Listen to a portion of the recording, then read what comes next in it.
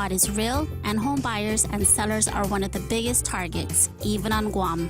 When sending money by wire transfer, be sure to confirm the wire instructions by phone, not email. In this case, it's good to be suspicious and know who you're dealing with. Let the professionals at Security Title work with you to minimize loss due to wire fraud. We are here to help.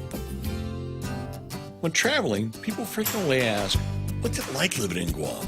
I told them a lot of things, but what always stands out is that when a catastrophe hits, we don't go breaking windows and looting stores. We knock on our neighbors' doors and ask if they're okay. And that's what we've seen since Mawar. Yes, it has not always been easy, but we as a community have joined together to assist in our recovery. So Bank Pacific thanks all who are repairing Guam. All of us. So when people ask, I tell them Guam is good. Bank Pacific, member FDIC.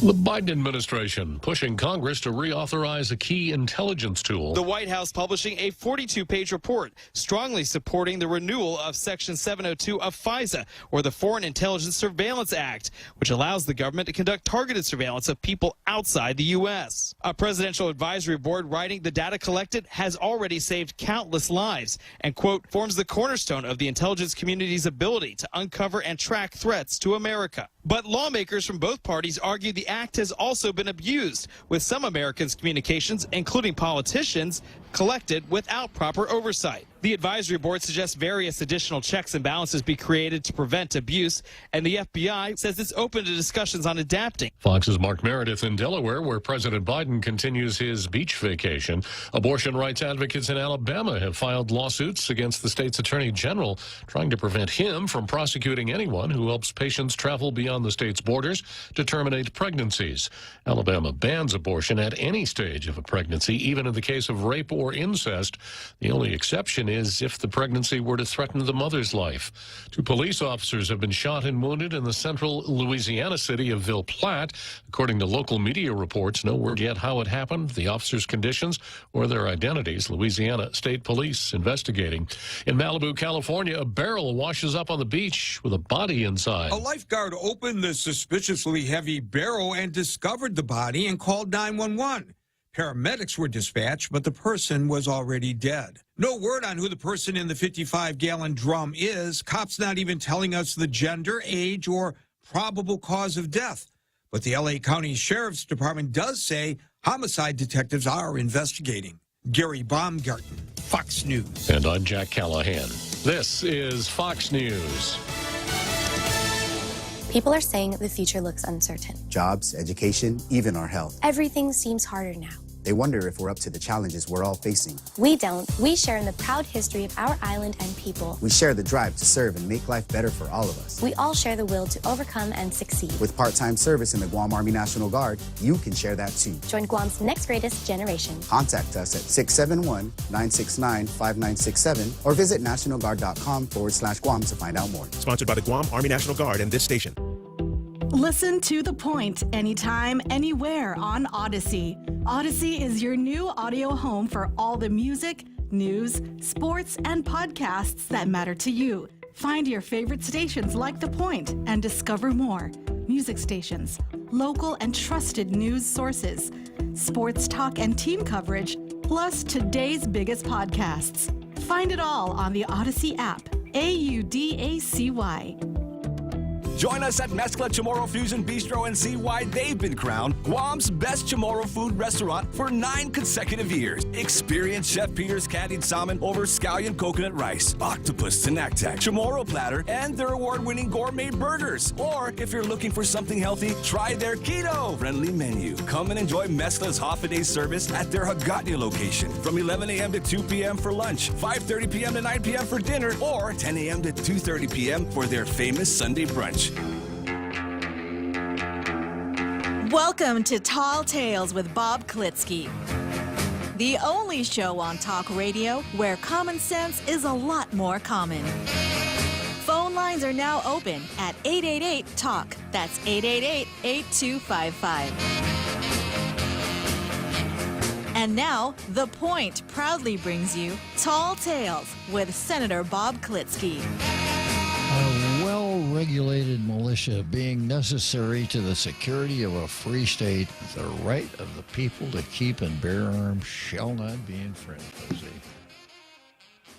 So here we go in another episode of Tall Tales, starting a brand new month of Tall Tales. We put July away last night, and now it is indeed the 1st of August. Man, how does time goes by so fast, Jose?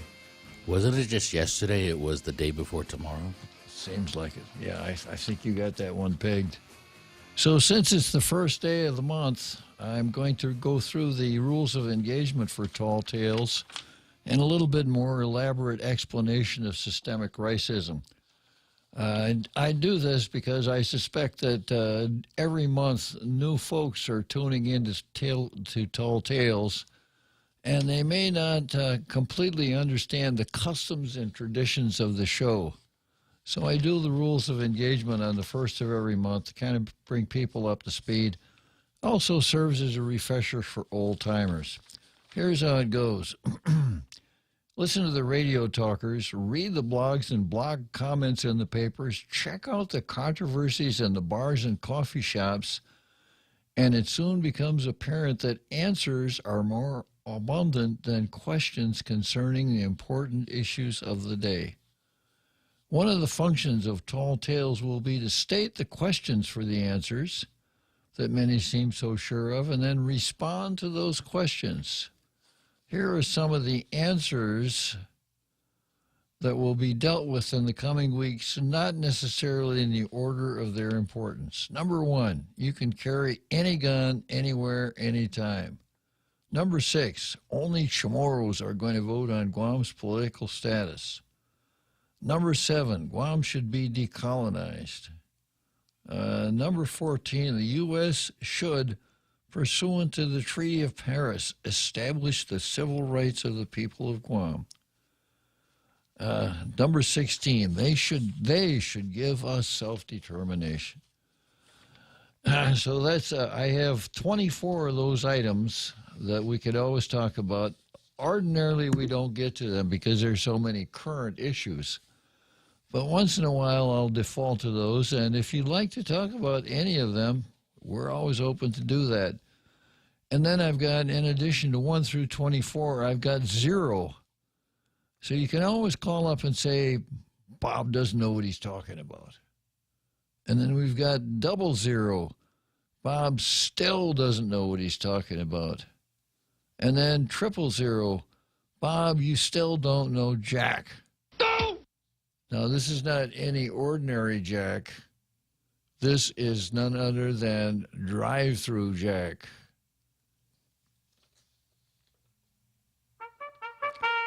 Yeah, Drive-Through Jack. Remember him?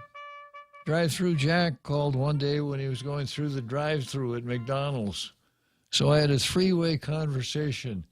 Jack, the person taking orders for McDonald's, and I. And the person taking the orders had better responses than, well, I won't say that. Anyhow, I do know Jack. So going on. This list is not to suggest there aren't plenty of other interesting and important questions or answers to take up every day. There are, and they can be addressed. Usually serious and sometimes humorous, Tall Tales will examine current events, government and politics, occasionally drift into history, culture, religion, law, and once in a great, great while, but only very, very cautiously, rumors and gossips. Tall Tales is structured but can often entertain whatever callers want to discuss. Tall Tales is an issue-driven, fact-oriented, interactive talk show that invites audience participation. It has been the top-rated FM afternoon show in Micronesia. The Point is Pika's best radio station for 2021 and 2022. Now, we've got the next subheading here is facts and no-nos. And here's a no-no. They say. Everybody knows that. There's no doubt in my mind. Now, you've heard people use that as a foundation for their argument. Everybody knows that there are more Democrats than Republicans on Guam. If that's the foundation of your argument, go back to the drawing board. Those are not facts, perhaps nothing more than wishful thinking or the common sense that abounds in the community. So we don't do that. How about a little analysis and some critical thinking? These are the strong points of Tall Tales. Caveat: don't look for an abundance of common sense on Tall Tales. Your common sense is what tells you that the world is flat. Iron ships could never float, and that an object that is heavier than air could never fly. That's what your common sense tells you. Well, of course, common sense is to be valued, but not when it's a synonym for reverence for the status quo or timidity. While an instant firm grasp of the obvious may occasionally be necessary, sometimes it's good to delve into the theoretical and occasionally examine the what-ifs. Critical thinking is the essence of Tall Tales, not common sense, or call it common sense, if it is. Right, Tom? Let's argue without being argumentative. Let's disagree without being disagreeable. Let's not play pin the tail on the talk show host. Caveat: look for provocative content on Tall Tales. Tall Tales thrives on disagreement. Tall Tales is an issue-driven, interactive show that invites audience participation. The top-rated show in Micronesia. Uusa dos na lengguahe e fino English dyan e fino tsumoroloquig i programata. Kwahu idun host dyan butlon kasi frihon dyan natsadek too. Tall Tales is the name, so look out for sarcasm, exaggeration, facetiousness, for the tongue-in-cheek aspects of the show, and listen for Jose's horn. Sit back and enjoy Zemi Ikatni. Well, not anymore. Systemic racism, the boxing card, the big halftime show, the seventh inning stretch directly from Wrigley Field, and the home stretch from Churchill Downs. My job is to make the complex understandable and, if possible, interesting. Sometimes we comfort the afflicted, sometimes we afflict the comforted. Tall Tales is interactive, but no soapboxes allowed. No filibusters, no pin the tail on the talk show host, nor hostile takeovers. Your humble, self-effacing, ever-modest host, that's me, is supported by the Tall Tales think tank, to include the foreign policy guru, the constitutional law and organic act expert, a research, survey, and statistics bureau, and a script writer for the 19th floor.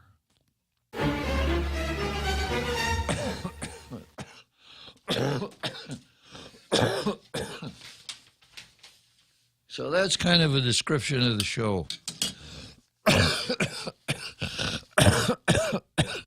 Make sure you keep your distance from the speaker on your phone or wherever you're listening here. I've got a cough again today, and I can't help but cough into the microphone. I don't want you to catch it over the airways. It is not puberty. Your voice is deeper today. Yes, it is. It's a great radio. It's a solemn sounding, a well-regulated militia being necessary. How about that, Jose? A lot of people don't know when you reach where you're at, there's a second round of development. That's true. Okay, and then we go from there to systemic racism. And as you know, systemic racism is sponsored by Jeff's Pirates Cove out there in Road 4 in Epan.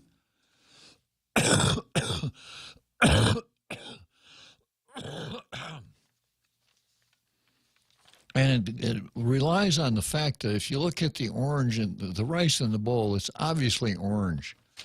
But if you say that it's orange, you might get canceled. You're going to catch a lot of flack because the narrative says that it's red. Here's how this whole thing started. Back on December 1st of 2021, November 26th of 2021, Paul Zerzan, known to us all, certainly has a role in the Hope Cristobal show, which we're going to run again as soon as we can work out. We got it today?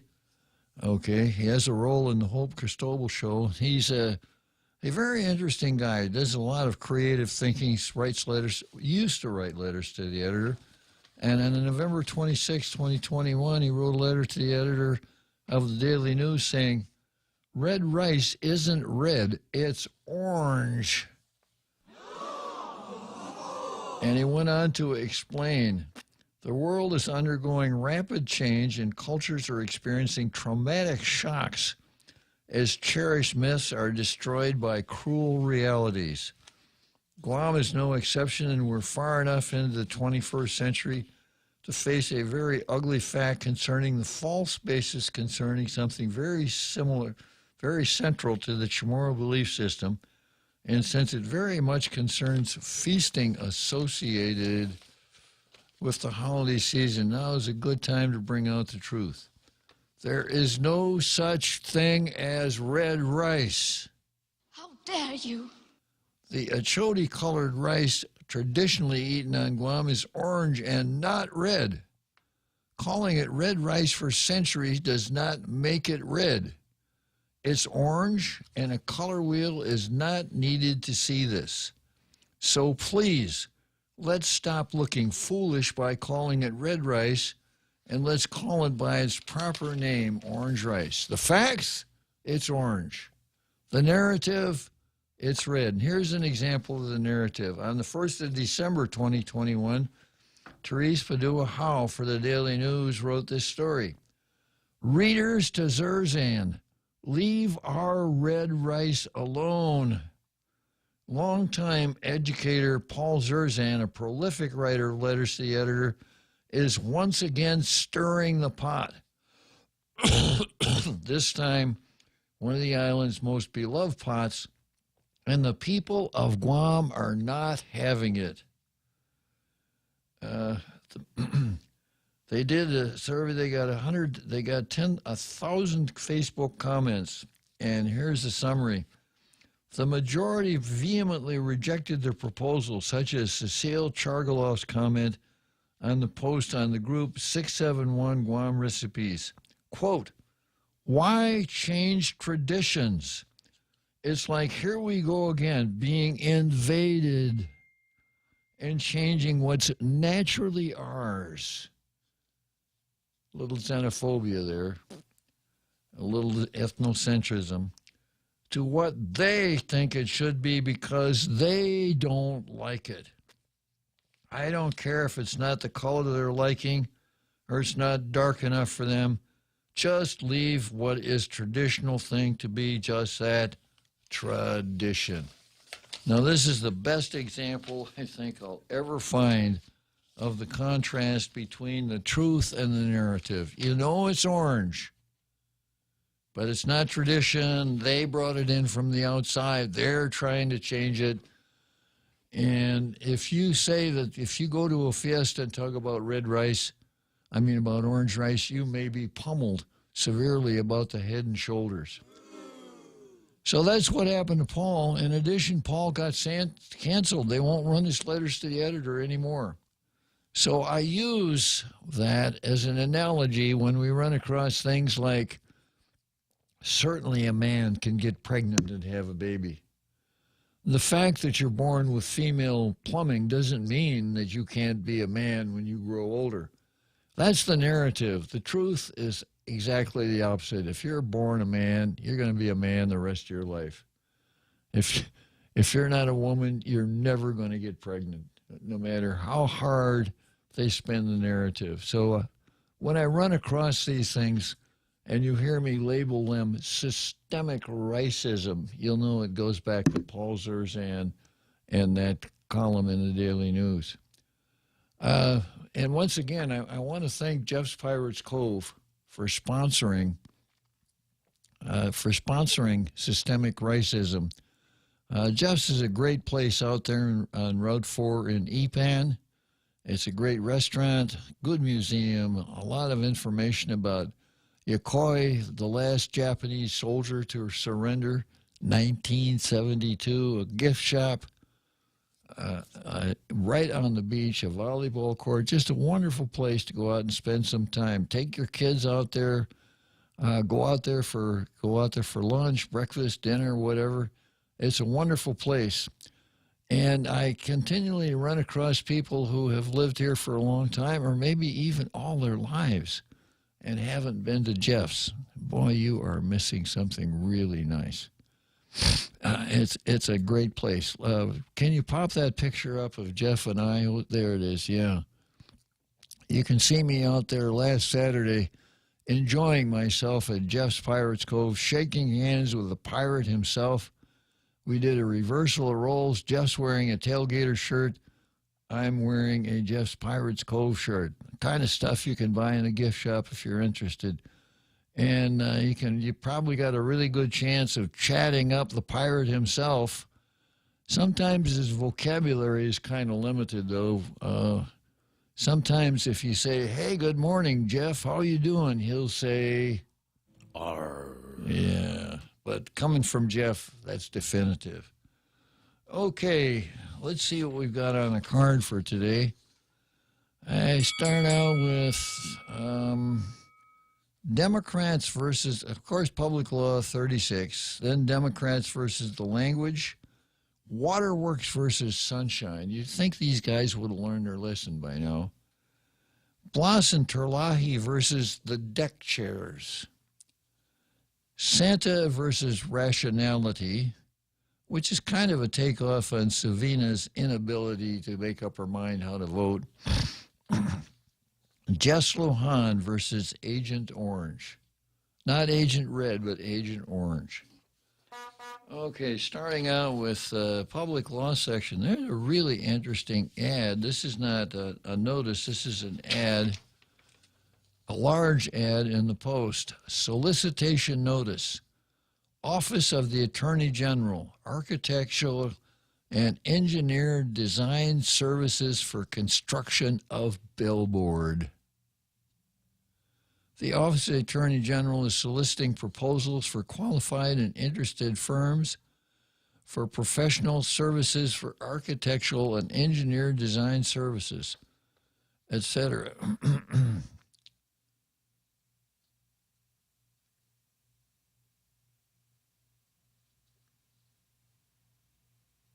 So he wants to construct a billboard. Now, I suppose that my first guess is I've seen the billboard that he put up of the guy that was convicted of murder and is going to spend the rest of his life in prison. I expect it's those kinds of billboards. But I didn't know that you need an architectural and engineer design service for construction of a billboard. How big is this billboard? Yeah, and is it electrified? Is it on wheels? I don't know. Maybe it has an eagle's nest.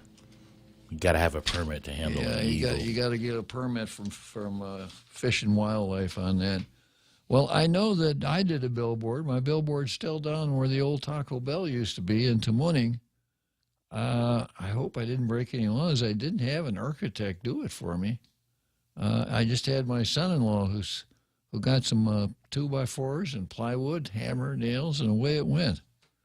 Maybe I could volunteer his services to the Attorney General and save the taxpayers some money, Jose. Okay. Next on the card is Democrats versus the language. And hardly a day goes by when we don't deal with a situation where the left, the cultural Marxists, have taken great lengths to give new names to things, to change the way we talk about things, to corrupt the language, to take us more towards their agenda and farther away from the facts. Here's another example.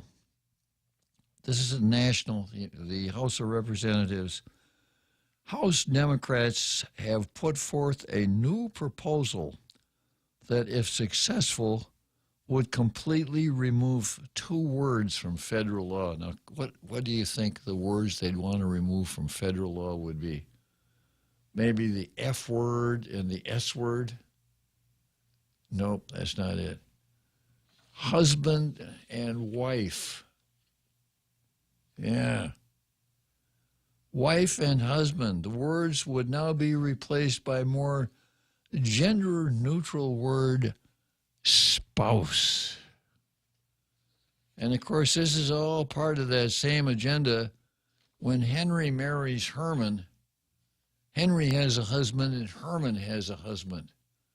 So neither one of them has a wife, but they don't need it because they're married. That proposal has led to both sides commenting on it. Representative James Comer, a Kentucky Republican, argued that the wokeness that had infiltrated Congress was laughable. He continued to say that Democrats, instead of focusing on creating better jobs or securing the border, were instead trying to appease the extreme left-wing contingency and its woke agenda. He argued that this once again was a clear example of far-left overreach of government. And there are so many out there, Jose. Democrat Virginia Rep. Don Baer argued that the terms wife and husband might not be applicable to everyone. She added that this all depends on who they are, pointing out that while she personally does not share her pronouns, she's a hoarder. She is happy to respect the pronouns of someone who does. That's what I mean by this far-left agenda. Oh, yeah, my name is Robert Klitzkie. Hi, Robert. I'm Jack Smith. Jack, my pronouns are they, them, and thus. Oh, well, thank you for telling me, Robert. I use hern, farm, and do. Well, that's good to know. Now we can be friends because we know each other's pronouns. How silly can you get, Jose? Very ridiculous. It is. The Amend the Code of Marriage Equality Act was proposed by Representative Julia Brownlee on July 14, and if successful would remove both words, husband and wife, from many laws and would instead replace them with more general gender-neutral terms, including married person or spouse. Senator Josh Hawley from Missouri pointed out that these 2 terms were not controversial for the vast majority, that's 98% of the people, but that the 2% they were addressing this for were probably radical leftists who were currently in the Democrat Party running it. No doubt.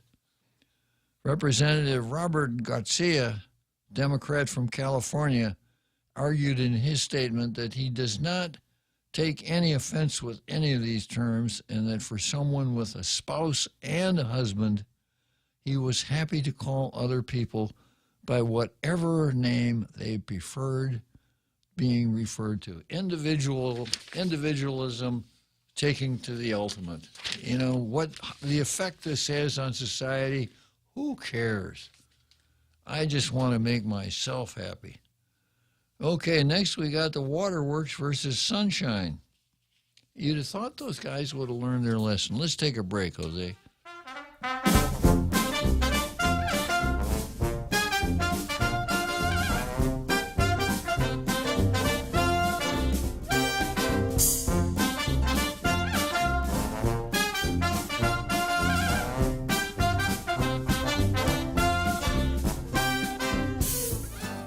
When traveling, people frequently ask, what's it like living in Guam?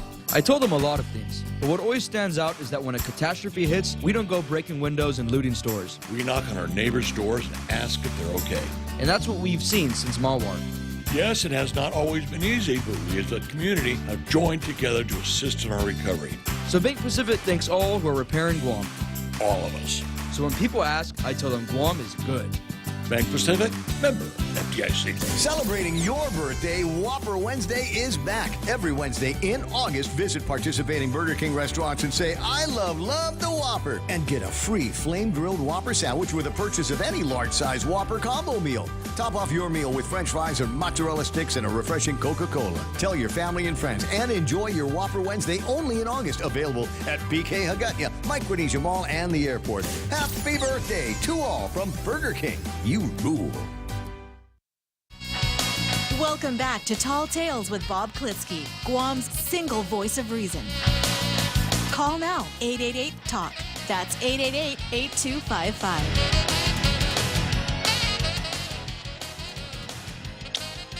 So we have next on the card, Guam Waterworks versus Sunshine. Now, you'll recall a few years ago when the CCU had its two lawyers in an executive session discuss their salaries, decided what salaries they would provide for them, and raise those salaries in absolute violation of the open government law.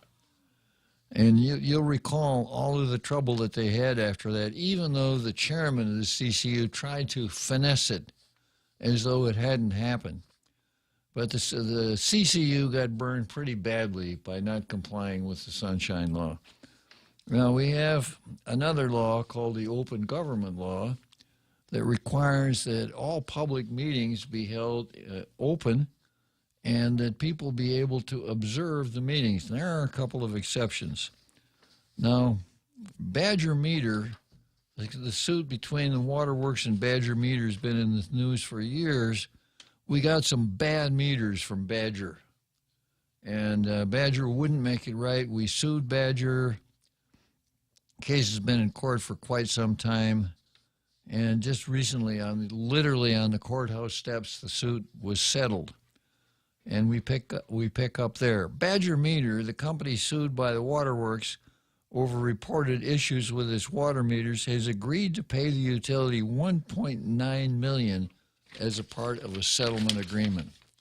The case was filed at the Superior Court in August 2020, but was later moved to the District Court, where the parties ultimately stipulated to dismiss the case in early July. Let's go to the Law and Order notebook, so a little bit of civil procedure here. If a party is sued in a state court and the party is from out of state, this is what's called diversity jurisdiction. So let's say somebody living in Illinois sues somebody in Wisconsin. Well, the case will go to trial in Illinois State Court unless the party from Wisconsin files a petition to remove the case to the district court pursuant to the district court's diversity jurisdiction. And that's what happened here. We sued, Waterworks sued Badger in the Superior Court. Badger removed it to the district court. Why would people do that? Well, I think the basis of the mechanism is this. It's an anti-hometowning device. You know, the old saying is that a good lawyer knows the law, a great lawyer knows the judge. And, you know, if you're sued by a Guam company in the Guam Superior Court, the fear is, well, you know, I'm going to get hometowned here. So the draftsmen of the Constitution, when they put together Article 3, said when you have diversity of jurisdiction, when the parties are from different states, then the case can either be brought in the federal court or can be removed to the federal court. The thinking is that you'll get a fairer shot in federal court. A couple of reasons for that. And the first is that in the states, district court judges have life tenure. They never have to run for re-election. If they rule against the hometown folks, it's not going to cost them. It's not going to cost them an election. The fear is that in state court, it might. Now, Guam is different. We're a territory. Our district court judge is only appointed for 10 years. Something that our politicians could change if they thought about it, but they don't even know about it, probably, not only, except those that listen to Tall Tales.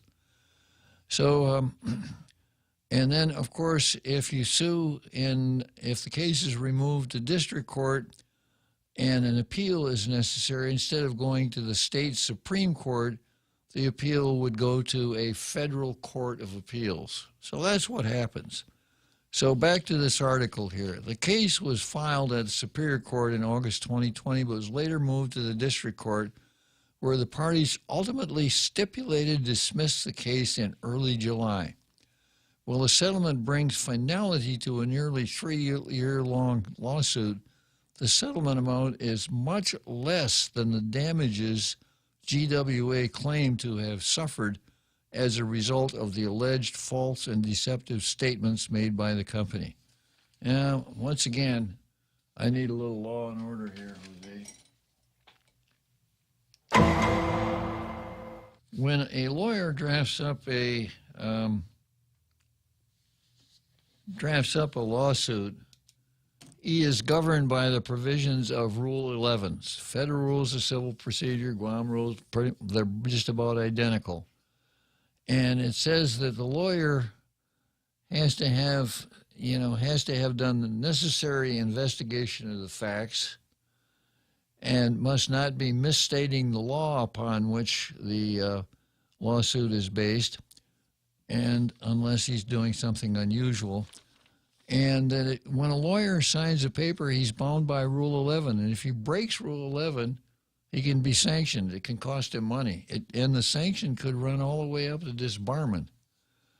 But the way lawyers plead cases ordinarily is they will look at the facts and come up with back up a second. When a complaint is drafted, you start out with a statement of jurisdiction, and then a statement of facts and law kind of intertwined, and you wind up with something called the prayer. Now, the prayer in a lawsuit is not something like what you do at church. The prayer tells how much the plaintiff alleges that he's entitled to from the defendant.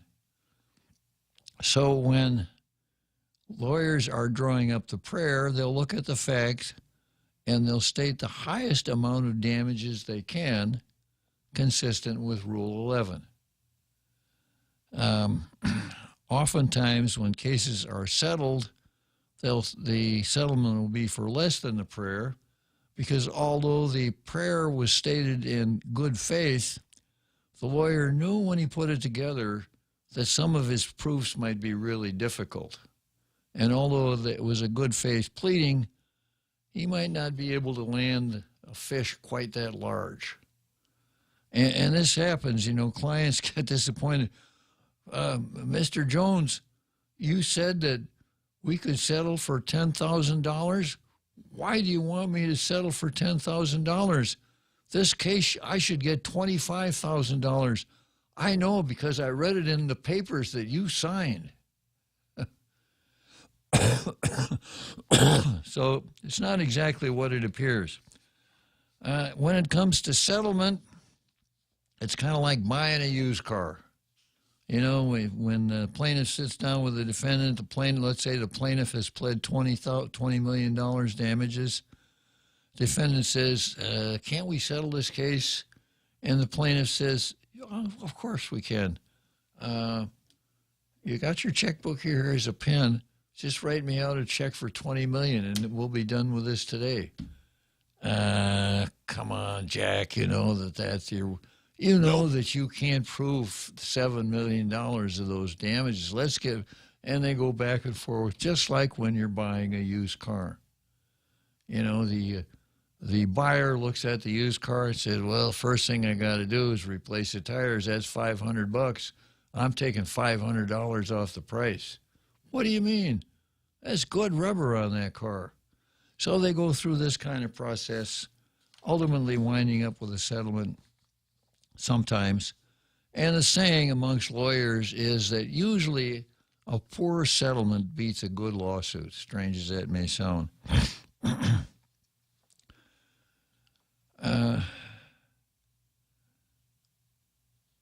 While a settlement brings some finality to a nearly 3-year-long lawsuit, the settlement amount is much less than the damages the GWA claimed to have suffered as a result of alleged false and deceptive statements made by the company. Those reported damages included $3.9 million for the purchase and replacement of water meters, $2.4 million for the labor, and $12 million in reported lost income to GWA due to defective water meters, according to the utilities lawsuit. Now that comes out to about $18 million, and they settled for 1.9, causing me to wonder, did they bring in Louis Baza and Rory Respicio as experts here on the settlement negotiation? Still, the Consolidated Commission on Utilities Governing Board for the Waterworks and the Power Authority ratified the agreement on grounds that included the terms being in the best interest of the island and the water utility. Waterworks signed the settlement on July 1, and CCU ratification was made July 3. The same day, the GWA and Badger filed their stipulation to dismiss the case in court. The ratification document also included language indicating that the settlement amount was confidential. Come on, man. Personnel problem. Yeah.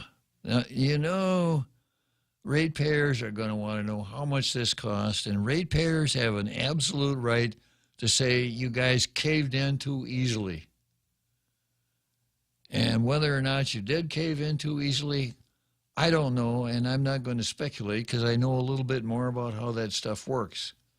But it's part of your job to be open and inform your ratepayers and the public what you settled for. And if you can explain it, that's good. You don't have to. The settlement does include a confidentiality provision on the settlement amount, but that provision also states that nothing should prevent the parties from making certain disclosures, including disclosures that may be required by law. Now, these non-disclosure type things usually happen when personalities are involved. A hotly contested divorce case where each of the parties has got really nasty things to say about the other. Or a libel suit, for instance. Maybe even products liability suits where the plaintiff said the Ford Pinto that you built was unsafe at any speed. So it's not uncommon for the defendant in a settlement agreement to put language in there that he admits no guilt whatsoever, but that all parts of the settlement are confidential. And every time the plaintiff discloses any of the confidential details, the defendant gets to cut off one of his fingers or something draconian like that. That's how it usually happens. But here, we're dealing with a public utility. The final settlement agreements are public documents according to a July 2020 opinion from Attorney General Levin in January.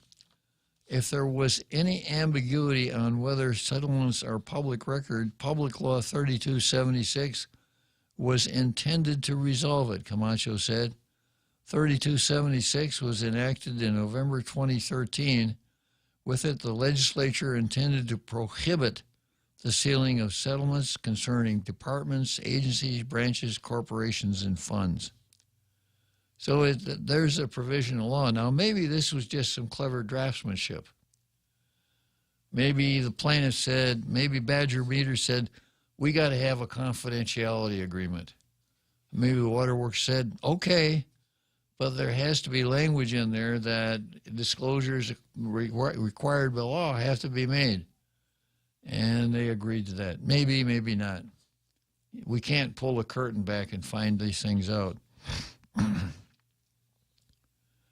The Post did make requests for the CCU ratification document and the GWA Badger settlement, both as basic requests to the general manager. That would be Maget Berdadzu. The general manager, meaning the Post, did not invoke the Sunshine Act compelling that documents be released. Now, I've got to stop here again and give you a little background on that. If you use the right terms, if you say, I'm demanding these papers pursuant to the Sunshine Law, then the other side has 4 days to give you those copies. They can extend it for another 10 for good cause shown. Or you could walk into the office and demand to see those papers right now. Oh, could you come back later? No, I'm not going to come back later. Get them and show them to me. And the nice thing about Sunshine Law is this, that if you think that Waterworks has really screwed up the water system in your village and you write them a letter and you say, you didn't do this, can you explain that, et cetera, they can ignore it with impunity, and they ordinarily do. But if you throw in the Sunshine Law dimension, they got to answer the letter. So, you know, I've been at it before. I told you about Gloria Nelson, where I asked for the case that she based her opinion on, the Superior Court case. A very nice clerk said, oh, we've received it, et cetera. But nothing happened until I did the Sunshine, because they didn't have it. So, as a general rule, you might as well skip to the head of the line and start right out with a Sunshine request instead of doing it like the Post did, kind of a gentlemanly approach. Could you give us that? We're not even going to answer your letter. A basic request for the settlement was made July 3 and a follow-up on July 5 with an additional basic request for CCU's ratification. Official Sunshine Act requests for documents were submitted afterwards, and then they finally got the papers. Following receipt of the documents with accompanying letters and email exchanges with the water utility, the Post was told at the time of the July 3 request, CCU granted its ratification the same day, and the underlying litigation behind Badger settlement was still an active matter in court. While a stipulation for dismissal was filed that day, there was no clear indication from the district court that the case would be immediately closed and finally adjudicated, according to GWA's manager, who added that GWA extended deference to the court to either reject or raise any other issues that such caution was reasonable. Well, you might have told the Post then. Too much. We don't have to, you know, you're not the boss of me. I don't have to tell you nothing, right? Essentially, the general manager had stated that the utility is aware of Sunshine requirements prohibiting the withholding of settlements, but the court had not yet closed the case when the Post's initial requests were made. Well, then he should have told the Post that. Since reviewing a formal Sunshine request for settlement on July 20, Waterworks received confirmation that the case with Badger was closed. Waterworks now represents that the matter is finally adjudicated. The settlement documents were then provided on July 27 in response to the July 20 Sunshine request detailing the amount agreed to by the parties. CCU, clean this up. Don't be doing this. Sunshine Act or no Sunshine Act, you've got to be upfront with the public. And if the reason that you couldn't do it was because the matter was still open at the district court, you should have told the Post that and told them that if the district court dismisses the matter, you'll get your papers forthwith. You know, you don't get extra points because your general manager's a dick, is what it comes down to. All right, next item on the card. Blas and Tetlahi versus the deck chairs. But let's take a short break, Jose.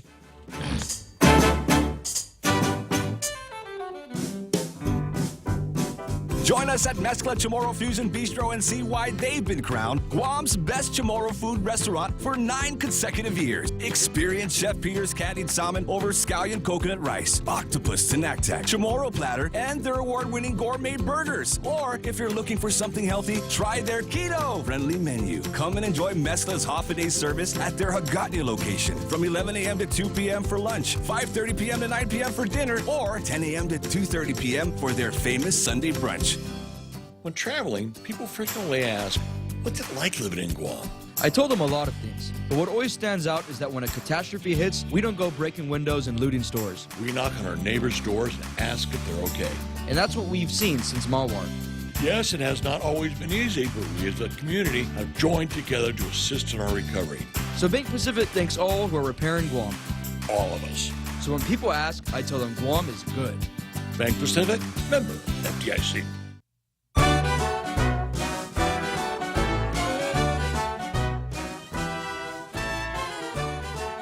So, Jose, I noticed you posted on Facebook, we don't need no stinking badgers.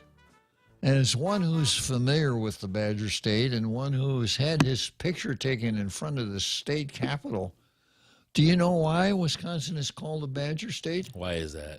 It's not because, I don't know if there are badgers indigenous to the state.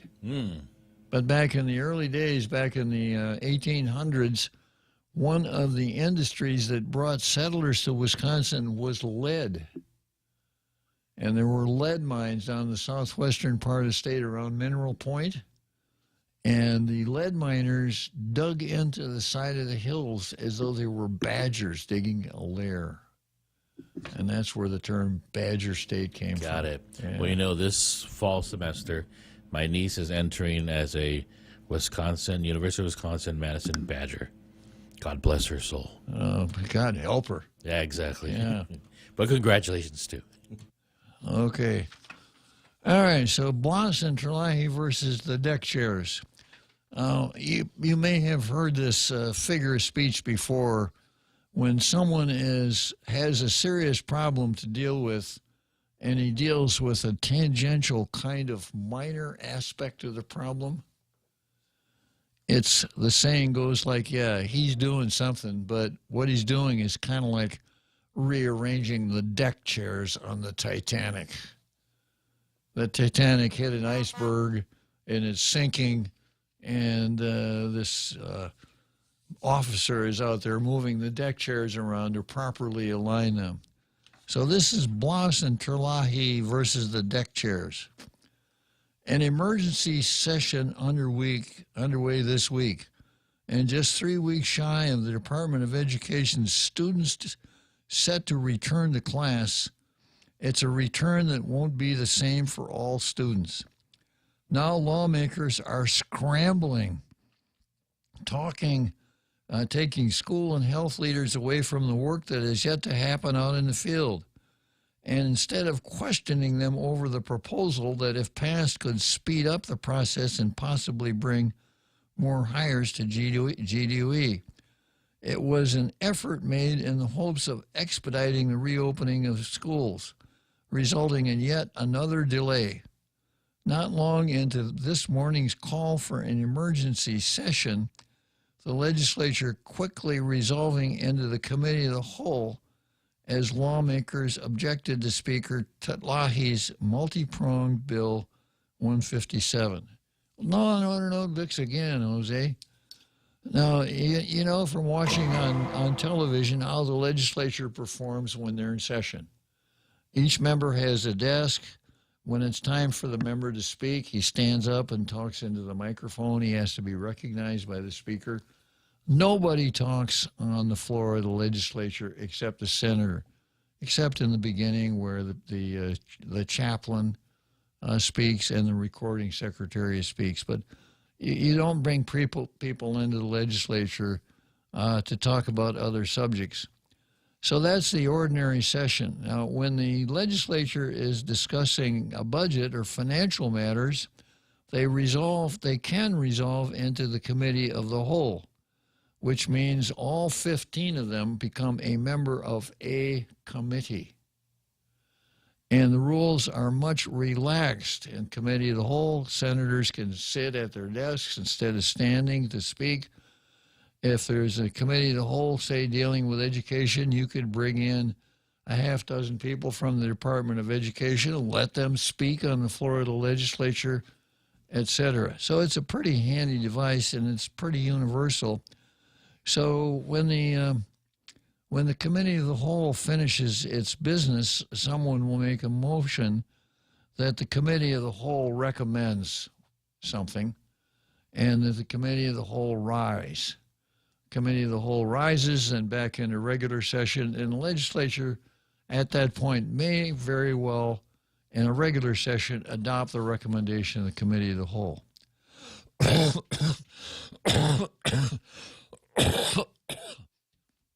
So going into a committee of the whole is kind of roughly analogous to rearranging those deck chairs on the deck of the Titanic.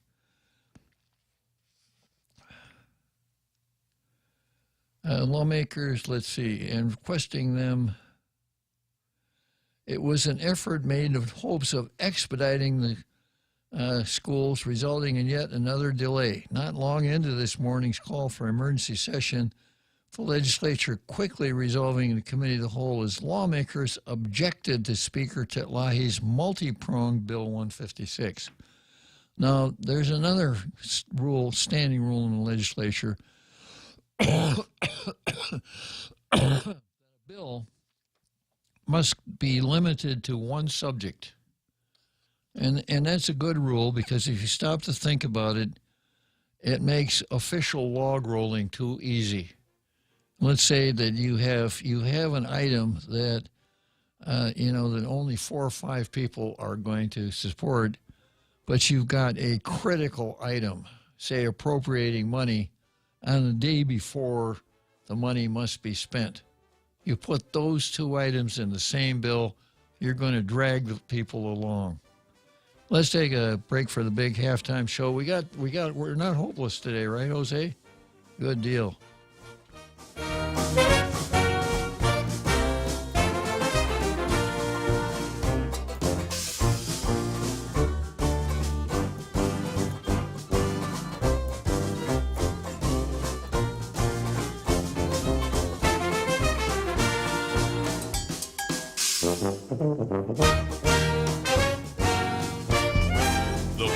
Is KUSG, Hagåtña, Guam, 93.3 FM and 104.3 HD3.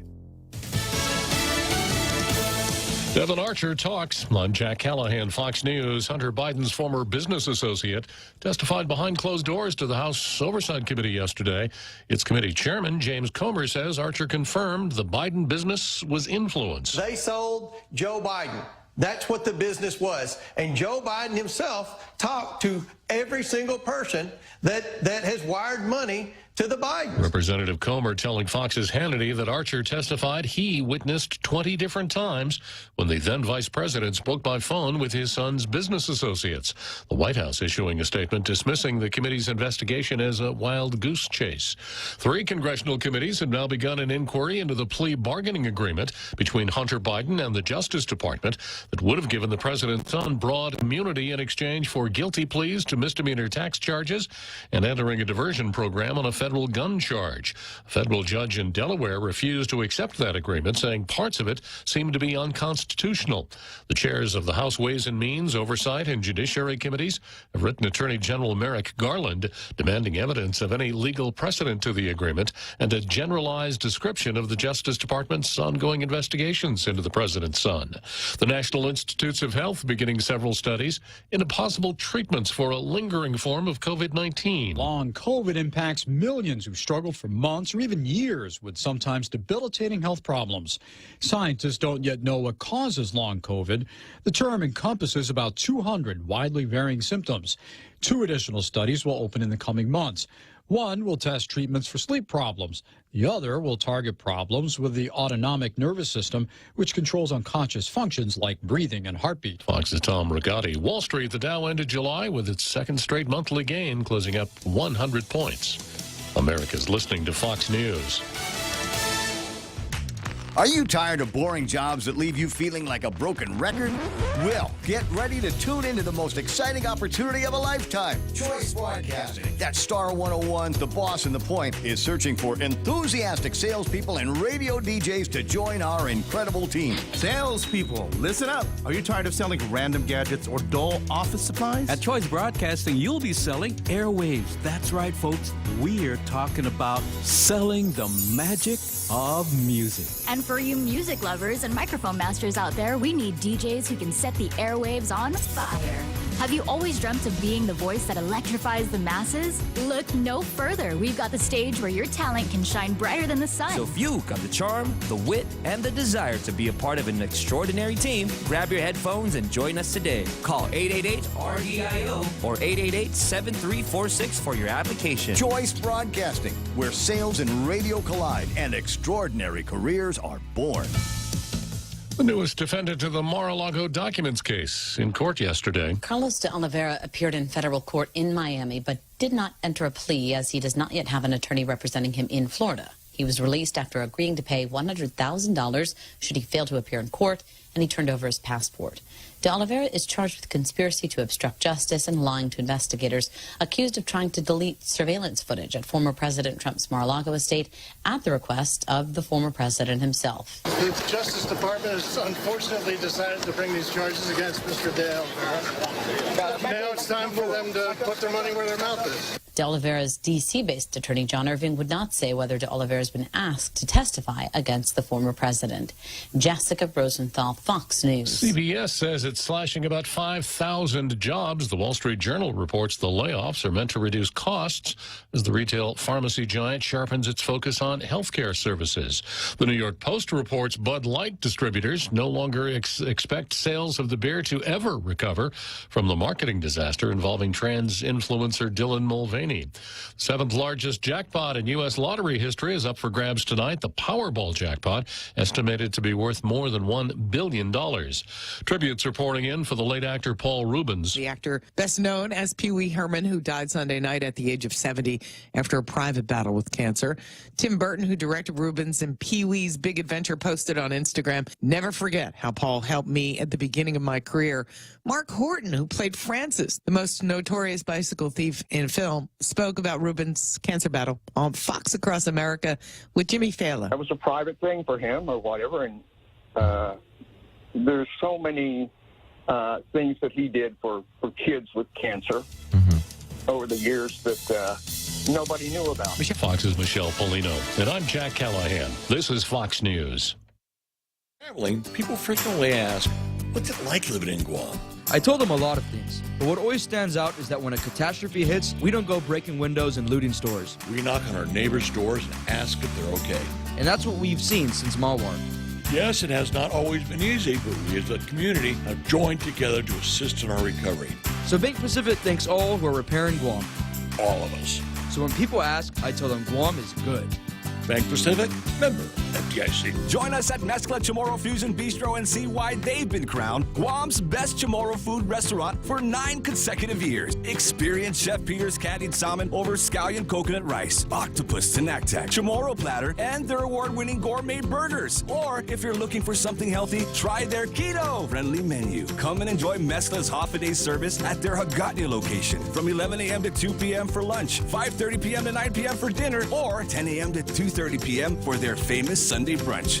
Half a day. This is Clara Manglona from Security Title with an important warning. Wire fraud is real, and home buyers and sellers are one of the biggest targets, even on Guam.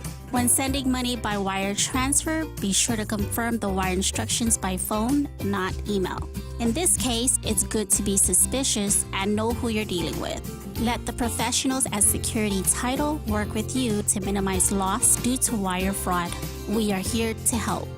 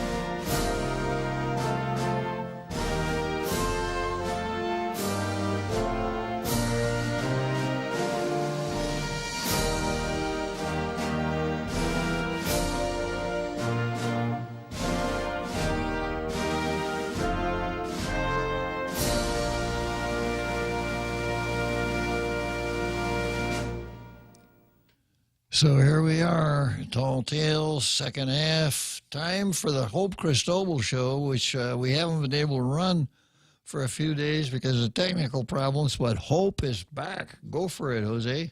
Colonizer! You're nothing but a white colonizer. That's who you are. Colonization. It's the same thing as slow murder. You're a murderer. That's who you are. We need to just do different. We need to do better. Get off my island! Sir, you need to go. You can't be policing people here and telling people how to protest and what to protest for. You need to go. You need to go. I'm against this. That's cool, but you cannot be policing people and telling them how to protest and what to advocate for. She has a right to yell. I'm an indigenous tomorrow. I have more rights here than you are. You came here because of the structures of colonialism, asshole. Tayo na malaw, sige, Joseph, tayo. Titaw-taw-tano, how? Baho bini taw-taw-tano. Baho bini malahoga. Baho na short na kayo zubini. Hago taza na short mo bini. What's on you? I'm sorry. You need to leave. You need to go. Please. You need to get out of here. Please pause this. Get out of here. Please, this is not your place. When I get a chance, go. Please. Thank you. Thank you, Congress. Please. No, you cannot. What happened to him? Oh, he confronted me. What did he He's say? telling me I shouldn't be here. I support Black Lives Matter. It's part of the colonialistic systemic racism. And I came here to support these people.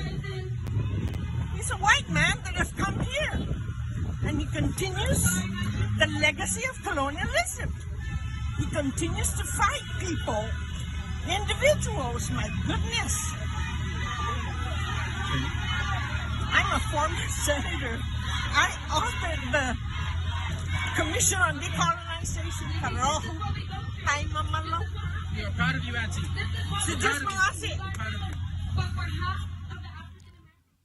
So there you are. No matter how many times you see it, it still stretches credulity. But Hope is the face and voice of the separati here on Guam, chairwoman of the Chamorro Language Commission, well known in the separati circles, and just an all-around lovely person, as you can see from this video. We run it every week, just to remind you of, what the separati are like. And if you have a friend that hasn't seen this, we'll run it again on Monday. We'll run it every Monday, just so everybody can take a peek at what Hope is like. Okay, I noticed I got somebody coming into the green room here. I'll pick that up before I go to Blas and Tilahi on the deck chairs. It's another Joe who has a reminder. What are you going to remind us of, another Joe? So I just wanted to bring up, since we're doing reminders here, that I'm not totally opposed to people speaking their mind, but Black Lives Matters have been known to be affiliated with Marxist communists. So that's the real only issue I have with these protesters who want, I guess, an independent Guam. They need to think the alternative they're choosing with Black Lives Matter is that they are known to be affiliated with Marxist communists. Do they really want to be affiliated with Marxist communists? Think about, do they want a Marxist communist country? Think about that. So I'll just leave it there. Another Joe, that identity politics is one of the features of cultural Marxism. So if you see a group that practices that's really deep into identity politics, it's at least possible that they've bought into the whole Marxist agenda.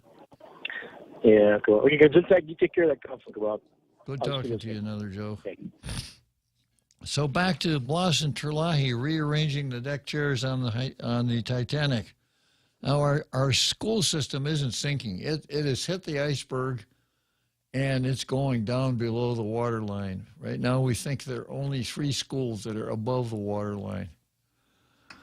So here's what happened in the Committee of the Whole. We came into the Committee of the Whole notwithstanding the rules. There are no rules to go into the Committee of the Whole for non-appropriation bills, so we're here notwithstanding the rules, said Speaker.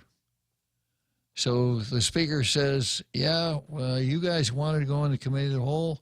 We're violating our own rules, but, well, hello, here we are. And, of course, that's the interesting thing about the legislature. They have their standing rules, which they can disobey with impunity. 8 members of the legislature can change them on no notice whatsoever. So the standing rules are kind of like good recommendations. But Tilahi said,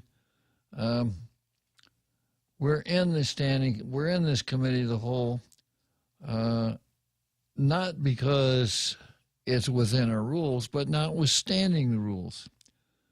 There are no rules to go into the Committee of the Whole for non-appropriation bills, so we're here notwithstanding the rules, said the Speaker. Senator Frank Blas Jr. said, I made that motion. So Frank Blas Jr. stands up and confesses, I made the motion to go into the Committee of the Whole, even though it's not permitted by our standing rules. I never said notwithstanding. You said it. I didn't. I made that motion. So he didn't say notwithstanding the rules. He said something like, Madam Speaker, I move that we resolve into a Committee of the Whole. But he didn't say notwithstanding the rules. Now, this is apparently an extremely important point here. Tilahi added, well, there's no rule to allow us to go into the Committee of the Whole for non-appropriation bills. So here we are, and we did accommodate, with Blas then saying, no, Madam Chair, don't put words in my mouth, Madam Chair. I did not make the motion notwithstanding. Now, is there a smaller point to quibble about rather than he did or did not say notwithstanding the rules? possibly where he placed the accent. So now he added, well, there's no rule. As you were, Senator, then the speaker says, Senator, you are out of order. The speaker admonished, with Blas saying, I am not out of order. You are out of order, Madam Chair. This is the legislative equivalent of, you're not the boss of me. You are out of order, the speaker repeated. Blas, the minority leader making the motion, calling the measure a goulash of different subjects in violation of the standing rules. So Blas wants to violate the standing rules and go into a committee of the whole to deal with the bill that violated the standing rules. But he really takes offense if you accuse him of using the phrase notwithstanding the rules. That really gets his cork. The speaker arguing that her bill, which would expedite the review by Public Health Director of GOE sanitary variation applications, increase DOE small purchase orders, detail additional inspectors, temporarily hire Guam inspectors, paint the outside of the building red, buy a new car for the sergeant at arms, put gas in the lawnmower.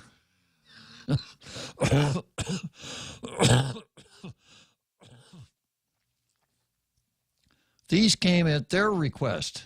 We've heard from them after hearing in phone calls, and this is their request.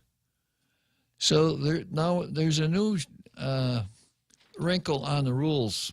You can't go into a committee of the whole, except for a budgetary matter, unless the Department of Public Health and Social Services requests that you do all kinds of things, and then you can.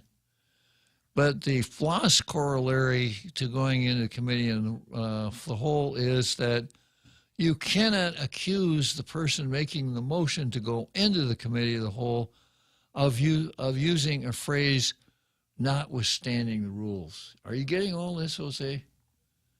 It takes a battery of Philadelphia lawyers to know all of the permutations and commutations here.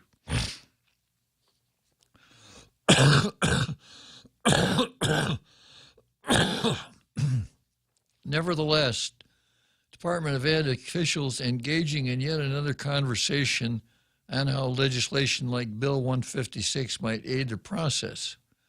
Deputy Superintendent of Curriculum and Instruction Joe Sanchez said the one area the bill does really help is the variance section because if we get the top 8, and I think in a discussion with lots of folks, if these top 8 variances are approved, the majority, if not all, the schools will pass. Well, Joe Sanchez obviously didn't understand the purpose of the committee of the whole because he wanted to talk about not hitting the iceberg, not rearranging the deck chairs. From the fresh on the job, Superintendent Kenneth Swanson, whose tall tale's name is Swanee, how I love you. Swanee added the proposal is a plus for the agency, saying the other part of the bill that speaks to the procurement of justice will make it possible for us to break the work into smaller bites, et cetera, et cetera.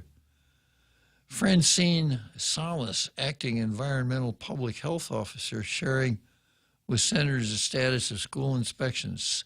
Quote, so our teams are ready at 3 a week with Bill 156, and we believe the governor has the authority to bring on our transfer from former inspectors into public health to assist us, and we could increase our team composition to maybe 5 teams, etc. Meanwhile, the definition of variances was discussed at length, with Salas confirming only one district-wide variance for ceiling tiles has been granted. Session recessed until 11 tomorrow. So here they are, a crisis in the schools.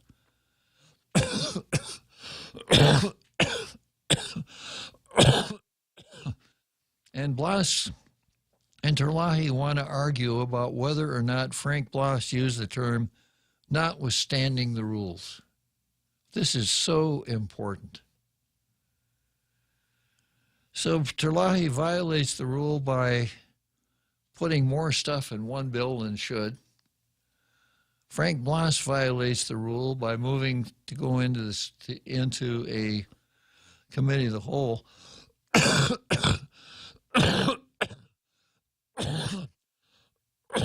And then Bloss and Terlahi accuse one another of being out of order. Nice. Very nice. And this lays a really great foundation for the next item on the card. Santa Claus versus rationality. A battle which Santa Claus has been fighting for quite some time. Am I real? Am I not real? Yeah, caning, fireworks, you name it. Santa Claus is right there, running around in his orange suit, Jose, trying to look as much like Santa Claus as he can. So this is from yesterday's KUAM. Measure would increase number of senators from 15 to 21. And I got to tell you, I am extremely opposed to this. You can count on the legislature for coming up with dumb ideas, but this one is right up there in the top tier. Here's the article by Nick Delgado. Does Guam need more senators in the legislature? Freshman lawmaker Dwayne San Nicolas thinks so. He introduced a bill that would increase the number from 15 to 21. San Nicolas, stating his reason behind the proposal, is that Guam's population has grown, adding quotas, quote, I believe that 15 senators is not adequately enough to represent the whole community. You know, you need 3 or 4 people to argue about the phrase notwithstanding. How can you expect only 2 people to do that?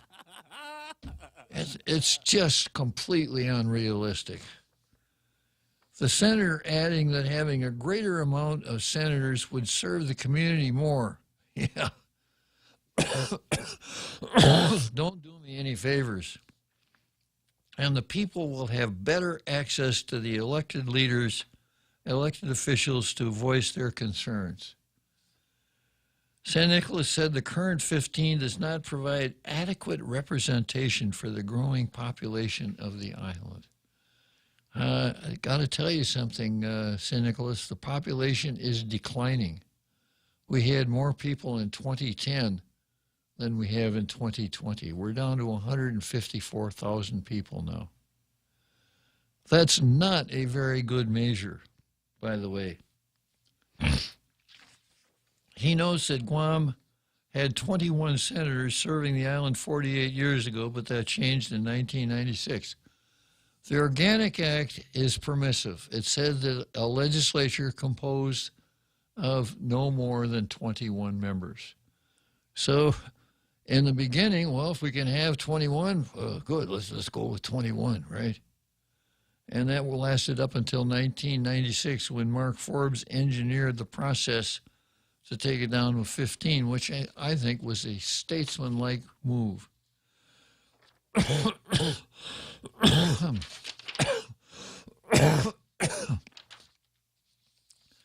Now, if I could get the legislature to go along with it, I wouldn't take it to 21. I'd take it down to 11.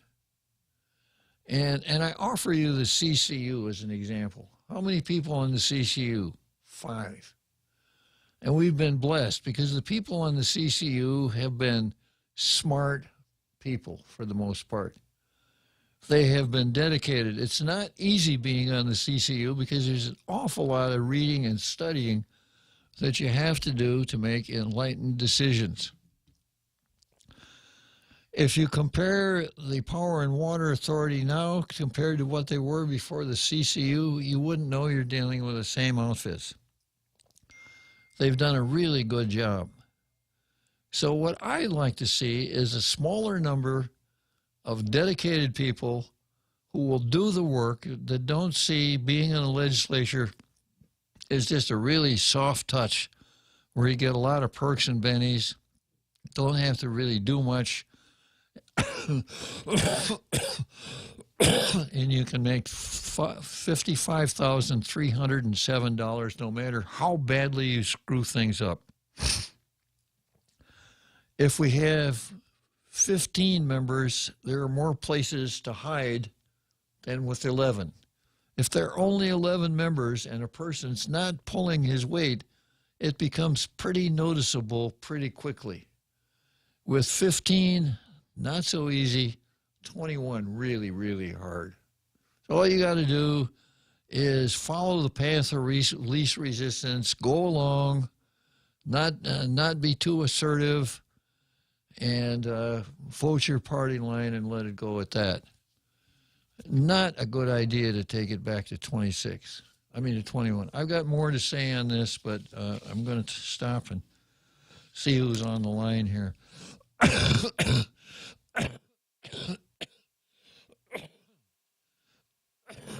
You know, Jose, my cough is getting better. Of course, it should. I've been practicing a lot. It's getting consistent. Yeah. Tell me about it, Carl. Hey, good afternoon, Bob. Yeah, you pushed my button. I would like to chime in about this issue. Several years ago, and you may remember this, former Senator Judy Guthers actually proposed the idea. I don't think it ever went to a bill or anything, but she said she'd like to see a legislature of 100 senators, which I couldn't believe it. It just floored me that was seriously proposed.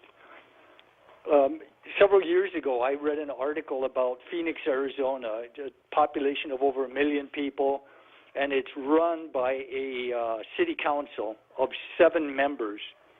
And it was, at that time, I don't know what it is like now, but it was extremely well run, renowned for good government at that time. So I think the size of the legislature has much less to do with outcomes than the quality of the senators we elect. And I think part of that is that many of us elect people based on liking them or not liking them, regardless of their record or lack of a record or proposing any serious plans other than, just sloganeering. I think a lot of what we're experiencing now has to, we have to look ourselves in the mirror. We've just really done a bad job at electing good legislators. So we're reaping the fruit of that, and to propose adding on even more is just, it's such a bad idea. It really is. I hate to say it, but it is. There's just no other way to put it. Well, I couldn't agree more. Thanks for bolstering my opinion, Carl.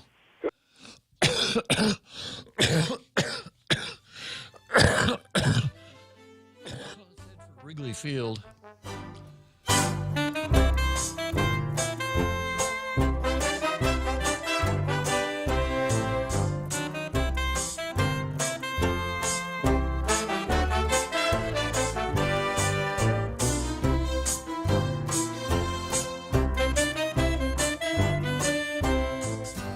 When traveling, people frequently ask, what's it like living in Guam? I told them a lot of things, but what always stands out is that when a catastrophe hits, we don't go breaking windows and looting stores. We knock on our neighbors' doors and ask if they're okay. And that's what we've seen since Mawar. Yes, it has not always been easy, but we as a community have joined together to assist in our recovery. So Bank Pacific thanks all who are repairing Guam. All of us. So when people ask, I tell them Guam is good.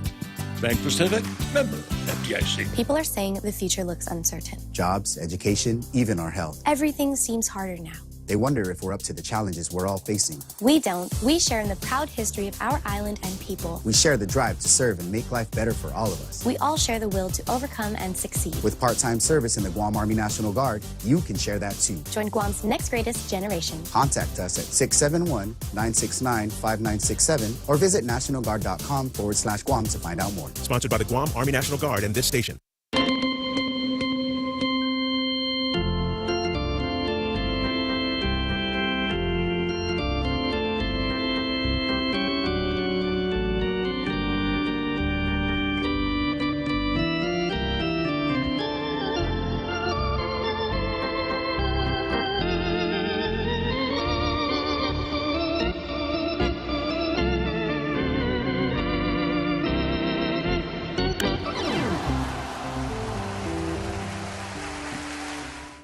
Okay, so here we go. And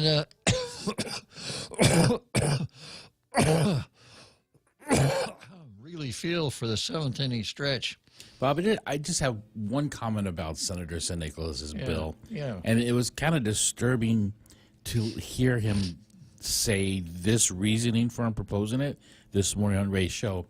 He actually said, referencing the lack of support, post-typhoon support for FSM, perpetual residents? Habitual residents. He said it would be great if they had representation, and 21 senators, there would be somebody to represent the FSM. And I just put my head in my hands and just shook my head.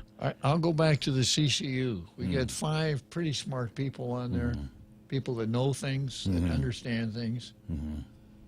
And we've got 15, some of whom don't make this. Some of whom are so dumb they can't figure out how they want to vote until the roll is called. There is no representation for FSM in the Senate in the sense that they're a voting bloc because they do not vote on Guam.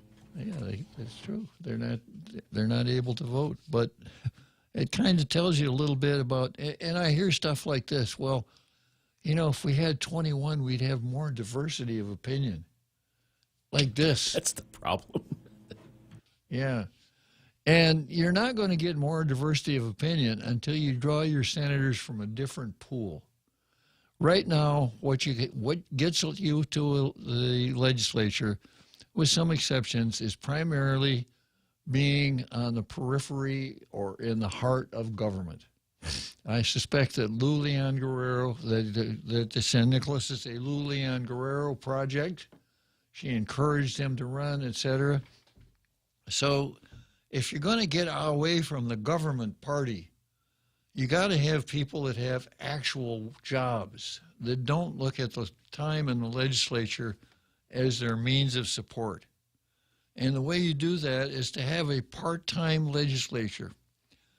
And in order to have a part-time legislature, you've got to build the proper infrastructure. If you were to look at Bill 290 from the 28th, you'll see that the proper infrastructure is built, a classified legislative service, so that the people that don't work for senators, that do the ash and trash at the legislature, are merit system employees. They're not pulled, their name is not pulled out of a hat. That way you can have senators who just concentrate on doing their work. And if you had a couple of sessions, say 2 30-day sessions a year in that permanent bureaucracy, you'd attract a different breed of cat, because you'd be attracting real people that don't depend on the government for their sustenance.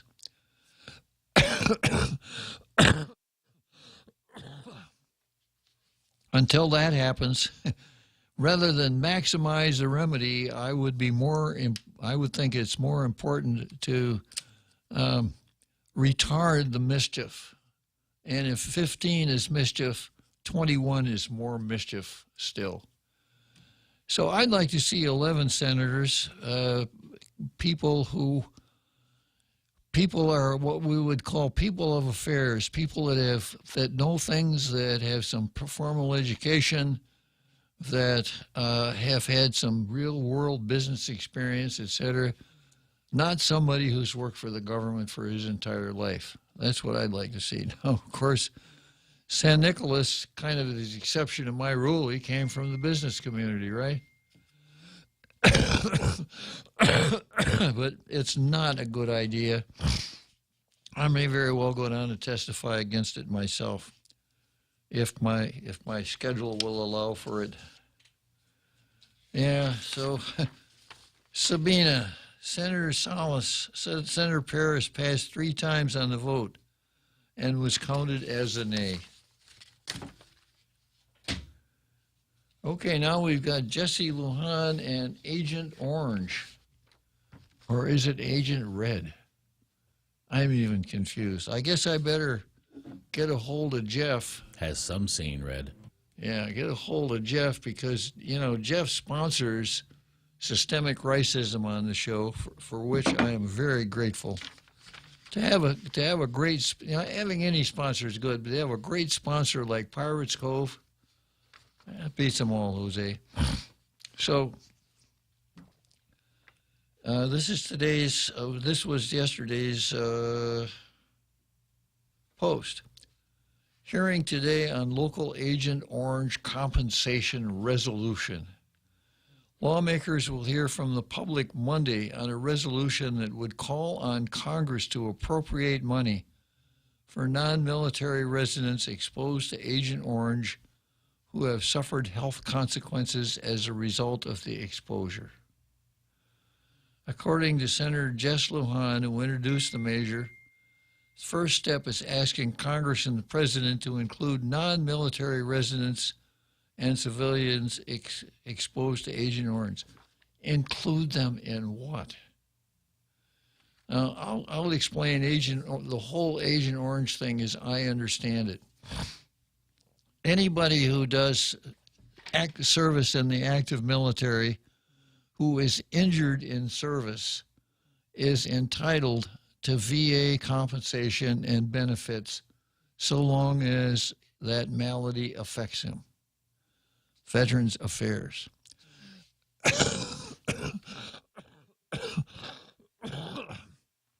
If you contract an illness during the military time, same thing. So if you're, for instance, if you're stationed in Panama and you come out of Panama with malaria, which I understand, lives in your body and comes back to haunt you for the rest of your life, then you're entitled to VA care for that.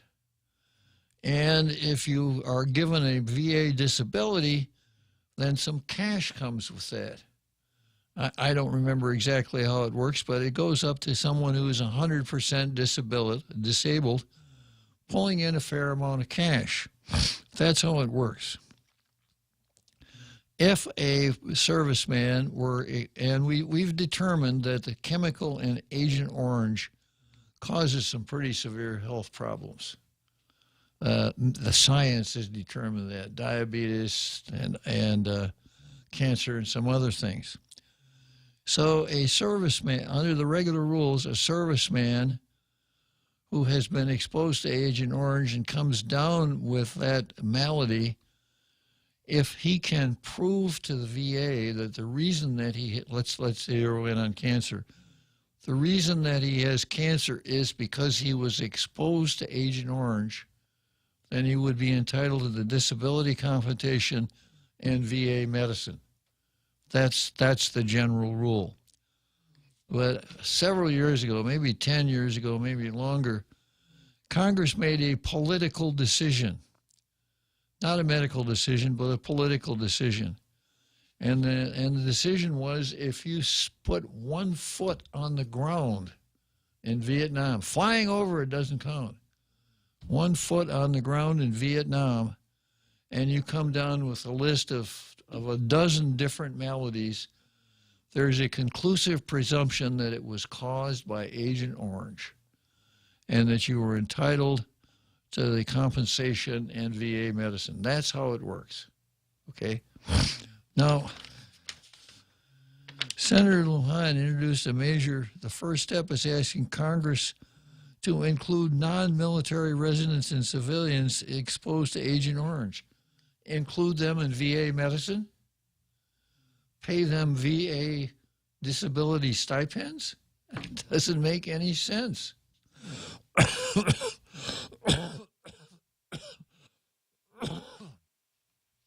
It goes on, there's a quote, "It was a real battle to get the U.S. military and U.S. government to recognize Agent Orange exposure on Guam. The veterans deserve the recognition and compensation available with the passage of the act," Lujan said.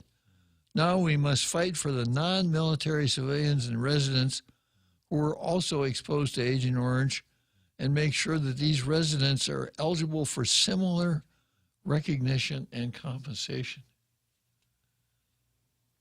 He encouraged those impacted by Agent Orange to share their knowledge and experiences about the harmful figures, right? Yeah. "They also deserve justice and dignity." Agent Orange was used to clear vegetation during the Vietnam War. The EPA halted the use of the chemical in the 1980s due to toxicity concerns. The manufacture at high temperatures is associated with an extremely toxic byproduct commonly referred to as TCDD. Resolution 2937 is sponsored by Vice Speaker Tina Marnes, Frank Blas, Tello, Christoanius, Parkinson, Brown, Sid Nicholas, Kanata, and Paris. The public hearing will begin at 5:30 Monday, so it didn't make the papers this morning.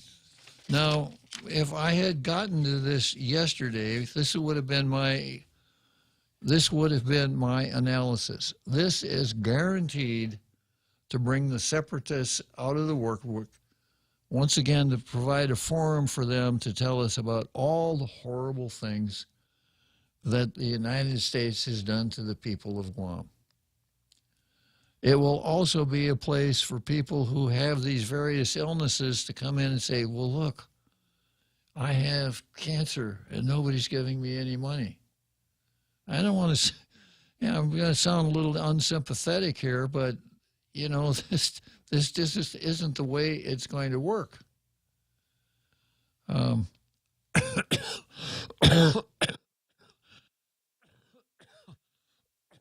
guy named Robert Celestial has been following this whole exposure to radiation thing for a long, long time. Maybe he'd be a guy to talk to see if there are, in fact, programs that would indemnify civilians for exposure to Agent Orange.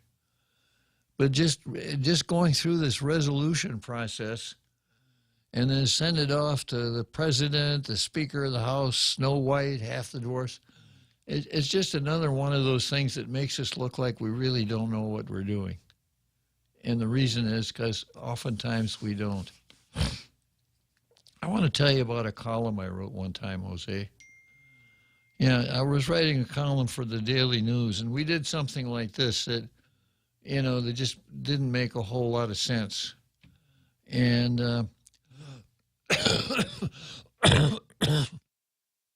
and I wrote a column about respect. And the thrust of the column was respect. No one gives you respect. You have to earn respect. And you earn respect by the way you conduct yourself, the things you do, the things you don't do, perhaps the friends you have, your job, et cetera, et cetera, et cetera. And if you do that, then you may earn respect, but nobody gives it to you. It's not something you can package up and put under the Christmas tree. And a good way to start a column is to start it with a catchy phrase. If you don't get them in that first sentence, they're probably not going to spend much time with you. So I don't know if you remember Rodney Dangerfield, Jose. I get no respect. Rodney Dangerfield's signature pose to grab his necktie, twist his necktie, and say, I don't get no respect, right? So I started a column, Rodney Dangerfield column, I don't get no respect, and then I went into it, right?